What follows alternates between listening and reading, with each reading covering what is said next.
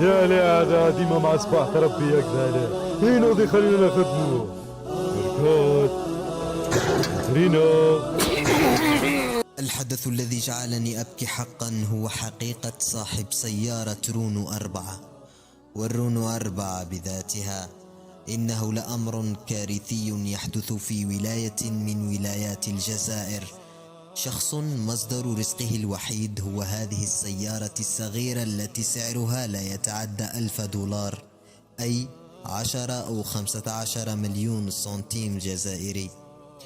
في إحدى الليالي قام صاحب السيارة برف سيارته عند شقة منزله ليرتاح من شقائه اليومي، وفي اليوم التالي استيقظ للعمل كعادته ليدرك الفاجعة التي لم يكن يتوقعها أصلا.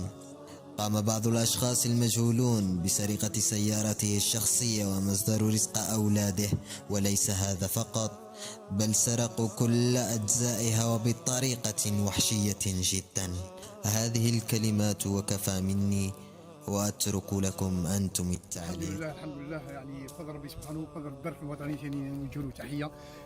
الدرك اليوم راه تم العثور على اللاكات اللي سرقوها من عمارات تاع شننحه، يعني من هذا نشكر الدرك الوطني اللي قام بهذاك. والحمد لله شوفوا يعني حتى البلاصه اللي لقاها راه جيت من جاله في الصفيه الفوقانيه خلاص، يعني في الغابه تاع جيت من جاله. شوفوا المسكين هذاك الزوالي، وهذا الميساج راح ندزو للسراق اللي سرق الاركات تاع واحد زوالي كيما هكذا ودار لها كيما هكذا وفرخها، نقول له ربي يفرغك ان شاء الله. انا ماشي نقول له توب كذا، نقول له ربي يفرغك لانك فرغت واحد زوالي بحشيت ورجليه مسكين. شوف يعني كيف درت لها، يعني ان شاء الله بارطاجيو خوتي باش يلحق الميساج لهذا السراق اللي سرق هذه الاركات اللي سرقها لواحد زوالي مسكين. وشوفوا كيف دار لها، يعني حتى قداها نصرها، داروا الموتور داروا الوان داروا كلش، من بعد زاد خرب فيها حتى العرس وحشهم. يعني سبحان الله لا اله الا الله محمد رسول الله. الميساج هذا يلحق كيس الريق، الله يفرغك ان شاء الله، الله يعطيك ضربه تاع ربي ان شاء الله. اللي كيما مسكين كيما كسرت رجليه ان شاء الله ربي يكسر لك رجليك ان شاء الله، وان شاء الله ربي يفرغك. يعني علاه مسكين درتو كيما هكذا علاه.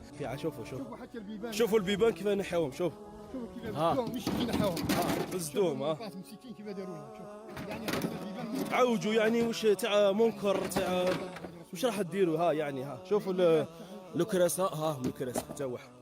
باش يلحق الفيديو هذا